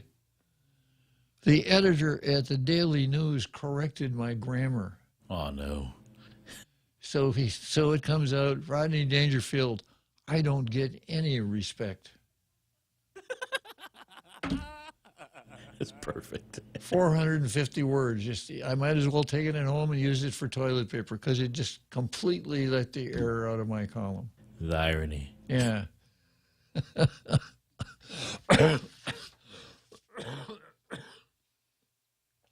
Okay, so we came to the end of the card here. I'm going to go into some of the older material here. I've got Taylor Terlahi versus. Let me go to the House versus Brandon. Maybe that's a better one. Oh, wait a minute. I've got an even better yet. Yeah, farther up on the card too. Yeah, this is our islands versus China, and this is Gurkhas. U.S. proposes military training for young civilians in Pacific Island countries. It's by Marvik Kargarangan, and it ran in the Daily News on the 20th of July. Washington is proposing to provide military training to young civilians in Pacific Island countries amid growing geopolitical tension in the region. Developing young civilian defense leaders in Pacific Islands is among the amendment provisions in the 2024 National Defense Authorization Act passed last week by the House. Current federal law authorizes the Secretary of Defense to establish a pilot program to enhance engagement of the department with young civilian defense and security leaders in the Indo-Pacific region. The program, targeting people who are 40 or younger, is designed to build the capacity of young civilian leaders in foreign partner ministries of defense to promote civilian control of the military, respect for human rights, and the adherence to the law of armed conflict. The Defense Department was required to design the pilot program by June 1 of this year. There's currently no available information related to the status of the pilot program. Currently, the program applies to countries with the U.S. has defense partnerships. According to the Office of Ed Case of Hawaii, the NDAA 2024 includes a provision to expand the program to include civilians working for ministries with security missions so that Pacific Island countries without militaries can participate. The United States is ramping up its engagement with the Pacific Island countries to counter China's growing influence. Pentagon dubbed China the most consequential and systemic challenge in the Indo-Pacific. While describing the House version of the NDAA as fatally flawed on key national issues, Case said the proposed defense spending policy would strengthen the United States' national defense in the Indo-Pacific and improve Defense Department relationships with local communities. The House version of the NDAA 2024 directs the Assistant Secretary of Defense to assess and develop plans for civic action teams in the Pacific Islands. Currently, the military has a civic action team stationed in Palau working on community projects, apprenticeship training, vehicle maintenance, and medical support. The first CAT to deploy to Palau in 1970 was a Navy Seabee team. Later, Air Force and Army replaced the Navy on rotations. Civilian action teams from all three branches assisted communities in the freely associated states until programs of the FSM and Marshall Islands shut down. According to the press release from Case's office, and then there's some other information about that. Now, the reason I put this on the card is one word: mercenary. Yeah, we are now defended by mercenaries. We are defended by professional soldiers, and the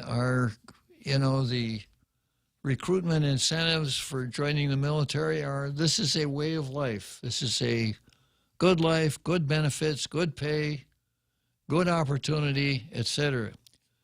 Before 1973, we were not hiring mercenaries. We were drafting people into the armed forces, selective service. And because of selective service, a lot of people had the incentive to enlist. I'm going to get drafted anyhow. I'm going to get drafted in the Army. I might as well enlist in the Marine Corps and make something of myself, that kind of approach. But since that time, we're hiring local mercenaries. Now, this is not something new for the United States. Most people don't understand this, but until Subic Bay shut down in the 90s, the United States was enlisting 5,000 Filipino citizens into the United States Navy every year. So if you were a Filipino citizen and you wanted to enlist in the United States Navy, you showed up, they did background check on you, they gave you some tests. If you tested out well enough, they would swear you in and send you off to San Diego to boot camp. Okay, let's head for Churchill Downs. Half a day. This is Claire Manglona from Security Title with an important warning. Wire fraud is real, and home buyers and sellers are one of the biggest targets, even on Guam. When sending money by wire transfer, be sure to confirm the wire instructions by phone, not email. In this case, it's good to be suspicious and know who you're dealing with. Let the professionals at Security Title work with you to minimize loss due to wire fraud. We are here to help. When traveling, people frequently ask, what's it like living in Guam?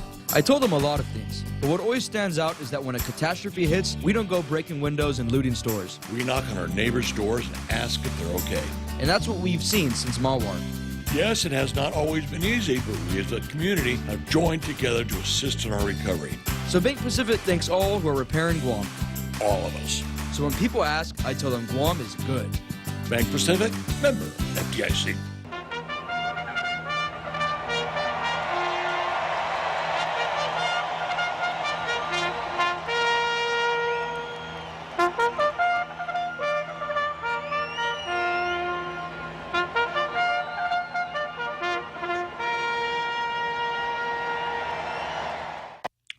Okay, so here we are, Churchill Downs, Louisville, Kentucky, 6 furlongs. I crossed the finish line, and I can do my coughing at home.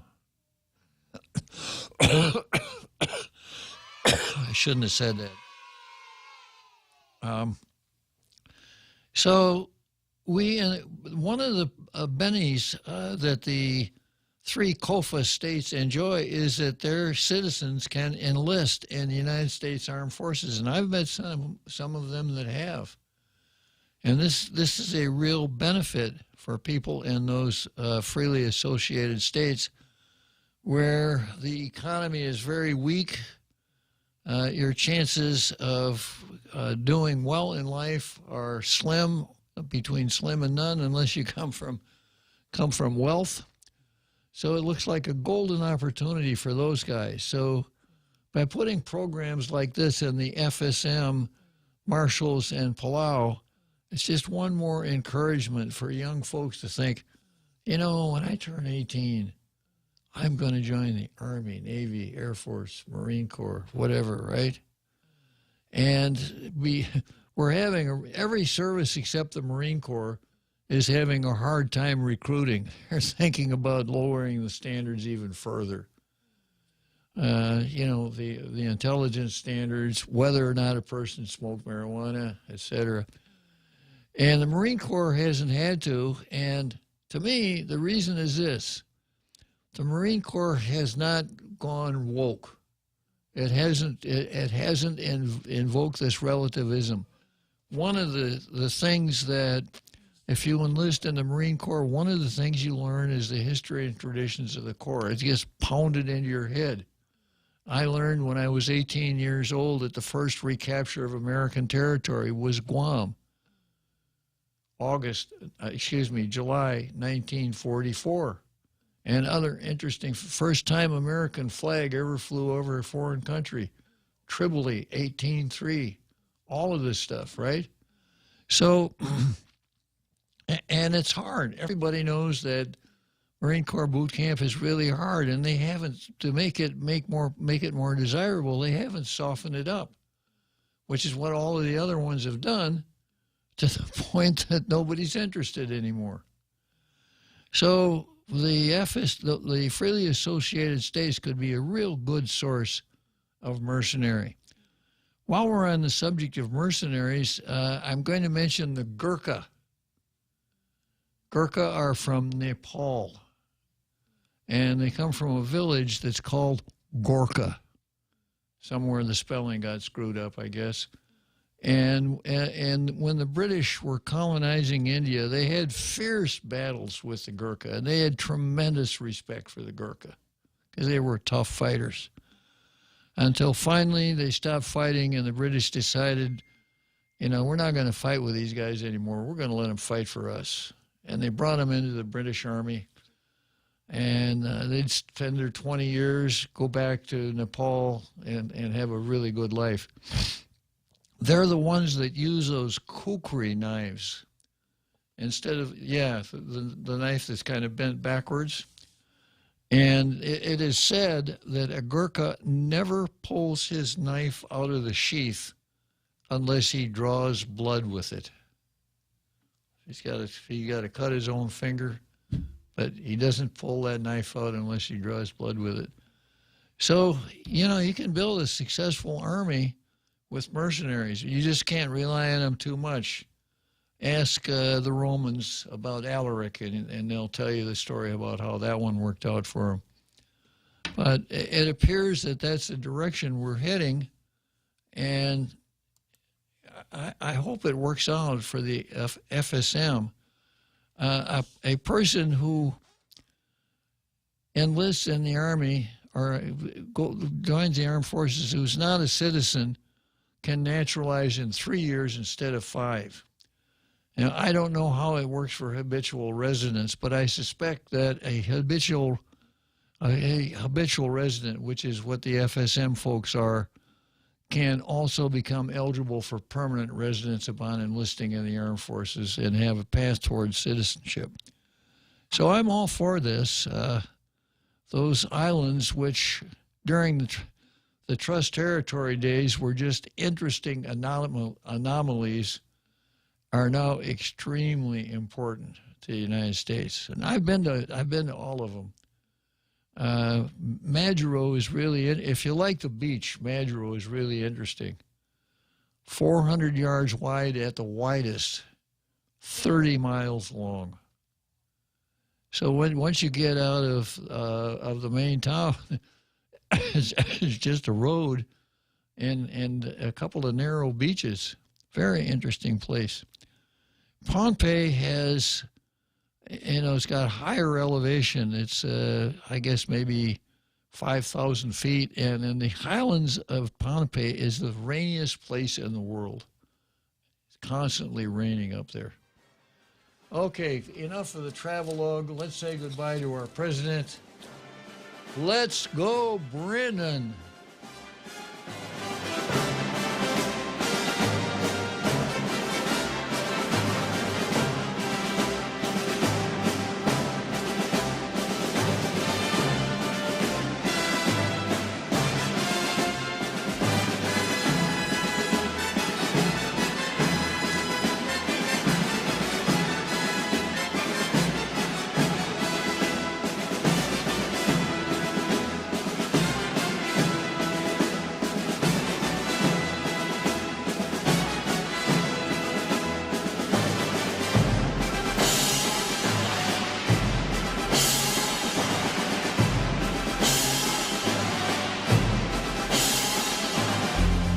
Point is KUSG, Hagåtña, Guam, 93.3 FM and 104.3 HD3. The brand was Biden. I'm Jack Callahan, Fox News. That, according to people who heard it, was the crux of closed-door testimony Monday to the House Judiciary Committee from Hunter Biden's former business associate, Devin Archer. We saw Joe Biden has lied to the American people. He knew exactly who his son was getting those millions and millions of dollars of wires from, and he spoke to them, and he spoke to them often. Oversight Committee Chairman James Comer telling Fox's Hannity that Archer testified he witnessed Hunter Biden put his father, who was then vice president, on the phone with foreign business associates on 20 different occasions. The White House issuing a statement calling the attacks on the president ridiculous. 3 House committees, Oversight, Judiciary, and Ways and Means, have launched an inquiry into the plea deal between the Justice Department and Hunter Biden, which a federal judge refused to approve last week. Judiciary Committee Chairman Jim Jordan suggesting the plea was part of a cover-up. The deal they put together was designed to keep Burisma out of it. Remember, they weren't going to charge for 2014, 2015 tax years. They weren't going to do the felony charges because that's Burisma money. The committee has asked Attorney General Garland to give them evidence of any similar plea agreements that have been reached in the last 10 years. The property manager at the Mar-a-Lago Resort has made his initial court appearance in Miami on charges of lying to federal investigators. Carlos de Oliveira did not enter a plea. A law enforcement officer has been shot and killed in the central Louisiana city of Ville Platte while trying to serve a search warrant, according to local media reports. The suspect was also shot and killed. A third victim was shot and wounded. In New Zealand, play gets underway between the U.S. and Portugal. In the Women's World Cup soccer tournament, the U.S. needs a win or a draw against Portugal to continue with their hopes of a three-peat. America is listening to Fox News. New from the Fox News Podcast Network. I'm Emily Campagno, and this is the Fox True Crime Podcast. And I had nothing to do with her disappearance. I sit down with the people who lived the nightmares. I was in shock. I was just devastated. The investigators who tirelessly worked on the case. And I really hope that they can catch this guy. Bringing you closer to the story than you ever thought possible. Listen and follow now at foxnewspodcasts.com or wherever you get your podcasts. These are the stories that keep you up at night. Get all of your favorite Fox News podcasts commercial-free on Apple Podcasts with Fox News Podcasts Plus. From Dana Perino, Kennedy, Ben Domenech, The Duffys, and many more. Subscribe now by going to foxnewspodcasts.com. The Fox News Rundown, a contrast of perspectives you won't hear anywhere else. Your daily dose of news twice a day, featuring insight from top newsmakers, reporters, and Fox News contributors. Listen and subscribe now by going to foxnewspodcasts.com. The so-called Doomsday Mom has learned her fate. Lori Vallow Daybell is sentenced to multiple life terms in prison consecutive without the possibility of parole on murder and conspiracy counts in the deaths of her children, 7-year-old Joshua, 16-year-old Tylee, as well as conspiring to kill Tammy Daybell, the previous wife of her 5th husband. You killed those children, according to the state's theory, and I believe it, to remove them as obstacles and to profit financially. Ada County Judge Stephen Boyce Chad Daybell awaits trial on similar charges.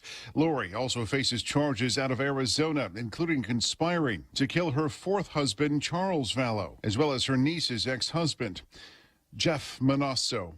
Fox News. A jury in Pittsburgh begins its deliberations in a life-or-death question today in the mass shooting at a Pittsburgh synagogue. The same jury that convicted Robert Bowers in June in the deadly shooting of 11 people heard closing arguments Monday in the penalty phase of the federal trial. U.S. Attorney Eric Olshan argued Bowers was clearly motivated by religious hatred when he entered the Tree of Life synagogue on October 27, 2018. Bowers' attorneys have argued he has schizophrenia and that he attacked the synagogue out of a delusional belief that Jews were helping to bring about a genocide of white people by coming to the aid of refugees and migrants. Lisa Lacera, Fox News. A gunman showed up at a Jewish school in Memphis, Tennessee yesterday. Memphis Assistant Police Chief Don Crow says things could have gone very badly. Thankfully, that school had a great safety procedure and process in place and avoided anyone being harmed or injured at that scene. The gunman failed to break into the school, fired some shots outside, and then drove off. Crow says the gunman was critically injured later in a shootout with police officers.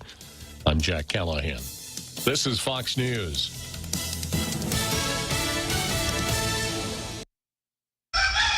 Howdy there, folks. It's Colonel Sanders here to tell you about my new hot sensation, KFC Pica Chicken. Marinated in real Tabasco, your favorite sauce now in my crispy and juicy KFC chicken. Your crispy chicken tastes like never before. Pick up your KFC Pica Chicken with the KFC Nuggets meal today. That's 6 pieces of chicken, 12 nuggets, 3 large sides, and my fluffy biscuits. Make it hotter with KFC Pica Chicken. KFC, it's finger-licking good. They are our love bugs and companions. They are our pets, our family, and they make life better. When we face unexpected challenges, so do our pets. That's why we're on a mission to support people and their pets. Whether donating a bag of kibble, sharing an Instagram post of a lost cat, or welcoming a foster pet into your home, every bit of kindness counts. Visit petsandpeopletogether.org to learn how to be a helper in your community. Brought to you by Maddie's Fund, the Humane Society of the United States, and Crime the Family, where they say the boss wants the tapes deleted. And when Thomas Jefferson visited Venice and visited the Doge and saw the separation of power, that was an inspiration for him. If you could do anything at all, Joe, what would you do? I said I'd cure cancer. They looked at me like, why cancer? Because no one thinks we can. That's why, and we can. We'd end the cancer as we know it. Freedom is back in style. Welcome to the revolution. Yeah, we're coming to your city. Gonna play our guitars and sing you a country song. Sean Hannity. The new Sean Hannity Show. More behind the